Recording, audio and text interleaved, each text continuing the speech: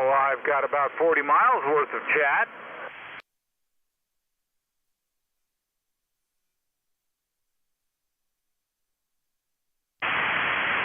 Oh boy, should I really confess? Oh, no one's listening.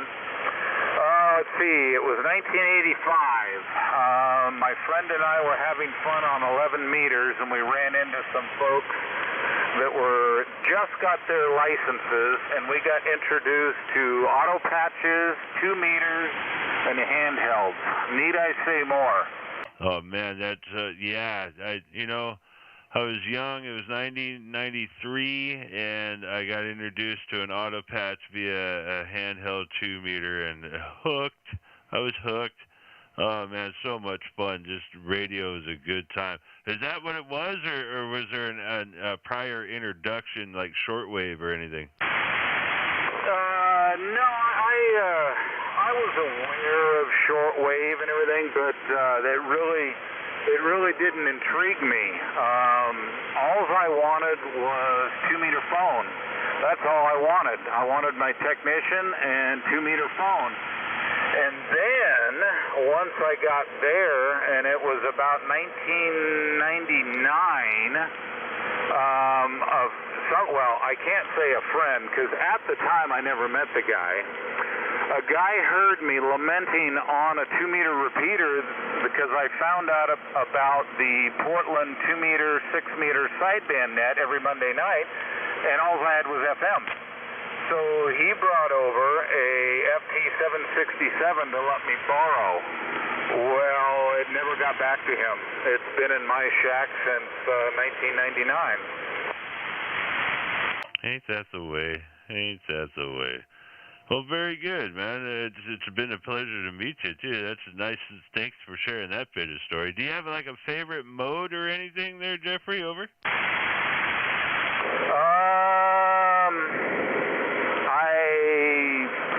I don't know. The one that we can communicate. I'm not into contesting. I'm not into data. I'm not into QRP.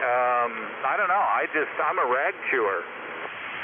Very good, very good. And that mobile setup's clean, man. I'd like to know how you got rid of any type of that AC noise out of there. Right now, I've got an ICOM 705 and just a portable antenna on that thing. But boy, oh boy, it's just any type of ignition noise is still coming down through there. You've got a beautiful mobile signal over. Well, thank you very much, but it probably has a lot to do with the Cummins under my hood. Oh, yeah, that would make a bit of difference indeed.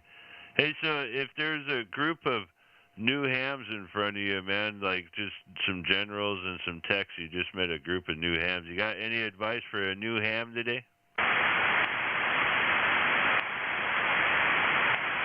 Well, I'm not sure. If they have a license, if they have a call already, then they've already done it. Get into it and just have fun. Okay, that's probably the thing. Every time I talk to a new ham, even people that I work with, they get their licenses, they research, which I don't have a problem with research. But when it comes to HF antennas, people want to buy this and they want to buy that, and this says this. It's like, this is amateur radio. Make one. Well, actually, you know what, Sean? If you go to my QRZ page, I did post that last week, the last picture, my fan dipole that I made. Now, mind you, that fan dipole, I told you about the manufactured homes. Well, they take the wheels and the hitches and the axles when they go, but they leave the wires from one end to another for the brake lights and turn signals. Well, guess who picked all that wire up? Well, I pulled it all apart, soldered and heat shrunk it together, spooled it up in one thing and one roll. Then that's what made my HF antenna. That is so cool. Yeah, wow. I never thought about that wire, but I bet they got no other need for it. So, and you put forth the effort. We're looking at it right now, and something to show off indeed. Got it up in the trees and working good. Probably sounds just as good or better than this mobile signal you got. Very impressive mobile signal. Hey, so if you had a chance to, sorry, I'm chatting too much. If you had a chance to say something about the future of ham radio, what's the future of ham radio? The future of ham radio is question mark. That's about what I'm going to have to say, is leave it right there, because we don't know what's going to happen. But I do know one thing, and that's kind of why I put the Alinco and the Hustler back to work. It was in my car before. Oh, and that's a sore subject. I sold the Mark IIG. I never should have done that. Anyway, I put this all in here because I have a feeling we're going to need point-to-point communication. Probably within the next year or so. You think because of solar activity? No, because of globalist activity. Yeah, I know there's some funny ripples in the muff map, isn't there? Well, you know, they're already doing all the, you know what's going on, the censorship. Mysteriously, over 90 food processing plants have burned down. Now diesel's going to become scarce. This is the Bolshevik war all over again. They're going to try to starve us out. Boy, oh boy, Doomsday Radio at its finest indeed. Hey, so, you know, along that subject matter, I had posted something on I think it was Facebook. I haven't made the YouTube video about it yet, where, you know, they're talking about those drones over in the Ukraine coming from Iran and whatnot, like blowing it off nonchalant, like, oh, they're swarm drones and blah, blah, blah. But what they really passed over real quick, like, was these drones have a sensor in them that if it catches a transmitter, and I don't know if it's specific or broad range, it could be either one, I would imagine. But if it catches a transmitter, it'll just high hover and then come in and dive on a transmitter, which, you know, don't get me wrong, is a scary thought when you really think about it, and just wild on the other side. But to think about being unsafe to even be able to communicate the way we do, I think that would finally be the spark, right? The straw that breaks the camel back. What do you think there, Over? Well, it depends. All the American sheep have their heads in the sand. They don't see the writing on the wall. You know, with this whole fiasco in San Francisco with Paul Pelosi, I think it's just another false flag. They're trying to gain more control. And if people don't see it, they just keep giving over their freedoms and until it's all gone. It's only some of us, some of them, I should say. Only a few do, because, you know, everything else is done on hostility. You just got to have the balls enough to be hostile to get it done. And that's the bottom line of things, man. Everything, you can talk about hallelujah this and Gandhi that and be nice this and Martin King this and any type of peaceful anything, and every one of them, including Kennedy, and both of them were shot. They're all shot. So it makes no difference how well you ramp up anything. What makes a difference is if you've got guts enough to take them out. And unfortunately, that even being said is like a threat to whatever. And yeah, that's where reality needs to set in and go, yeah, what I've said probably threatens you because you're scared. And that's where the conversation needs to continue rather than be shut down. I'll get myself in trouble if I'm not careful. November 7, Echo, Charlie Victor. K7NUT. Well, that's okay. They're pontificating all what they think, so I think we can too. But the only thing, Sean, that has kept America somewhat free, or we're still milling around, is the fact that we own guns. Australia, they've been nothing but kicking themselves in the butt for turning those over, because you see what happens. But that's really the only thing that's saving us right now, is all of us, we're all just a bunch of extremists and rednecks, and we have a lot of guns. And they're scared, which is ridiculous. You know, the other side of things is, as a society, man, when all that garbage was going down and nobody was buying any gas. Gas dropped down to 99 cents a gallon out here, and we pay a 67-cent per gallon tax on top of everything. So 99 cents, gas was 30-something cents a gallon retail down here because nobody bought it for a week, man. If we could bond together as a society, I don't even have to like you, man. You can forget to pull your pants up and wear your hat all stupid with a label on it and whatever anybody wants to do. But as a society, if we could just bond together to go, yo, bro, let's not buy gas for 4 days and watch it drop $1 and then prove to everybody the control we have again, which they've called us consumers now, right? Consumer, which is cool. I don't have a television and watch TV and stuff like that, so I miss out on some things, but not a lot. I just don't get fed it 1,000 times. But there's people just aren't in that mindset. They used to listen, man.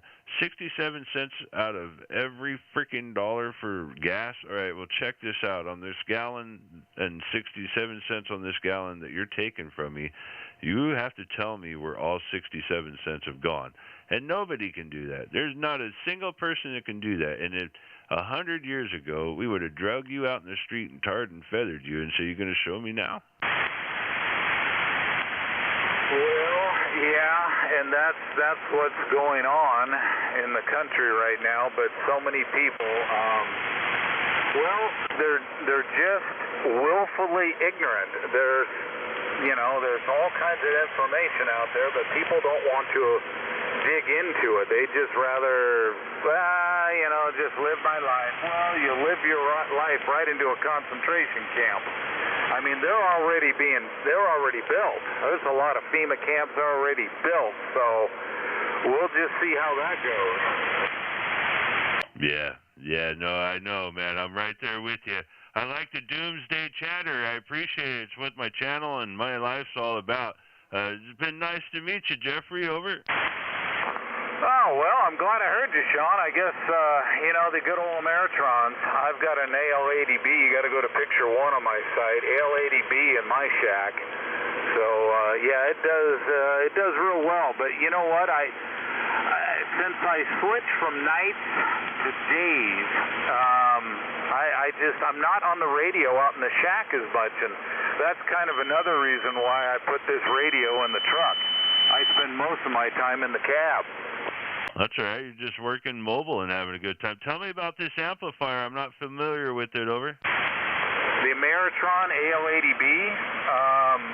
It's, I guess, a little big brother to the one you're running. But what was scatterbrain? Now I don't remember what I was thinking. It's a great amp. I used to have a Dentron.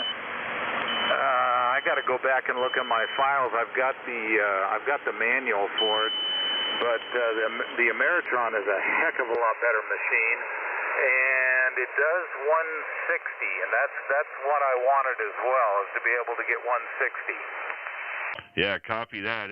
This is plug and play. This little guy here. It's got 4 tubes in it, so it does okay. A little too much drive. So I picked up 2 amplifiers the other day for my first amp, and I've got a Commander 2500 sitting behind me, brand new in the box, ready to go in line. I just got to reroute an old hot tub line to get the 220 in the shack, and we'll be rocking and rolling there too. But yeah, so are you working 160 like sideband then? Oh yes, sir. I run sideband. I have run AM mobile here because I've run into some folks yakking on AM, and I went down there and was chatting with them. But normally, I run sideband. Copy that. Yeah, I play all sorts of stuff throughout the day. I chase the bands. I utilize some digital modes to test propagation, and it just began to drive me nuts, man. I could get 10 watts out. I'm a QRP guy mostly all the time, but anyway, I've got an amplifier for nets and stuff, and like I said, I just got this thing, la-di-da.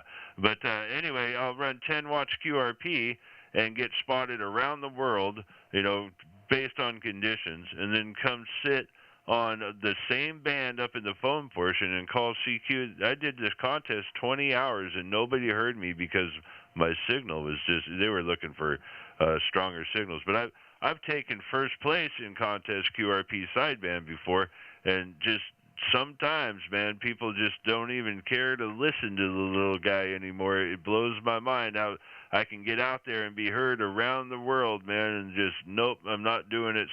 A lot of it's settings on my microphone, too. I think I've got it just about where it needs to be for DX, right about there, I think. I don't know.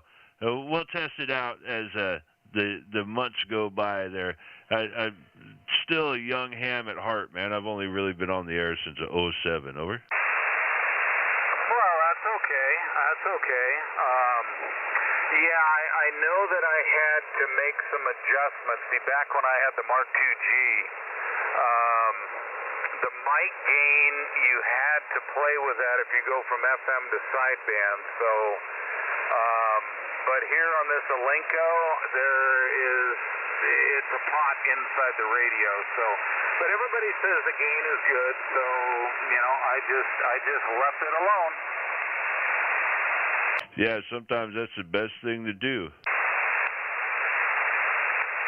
I did find out an interesting thing. I've got all the Hustler coils, and I just for the heck of it, I've never was a 20-meter guy or 17, and I threw the 17 on there just to tune it up and have that option.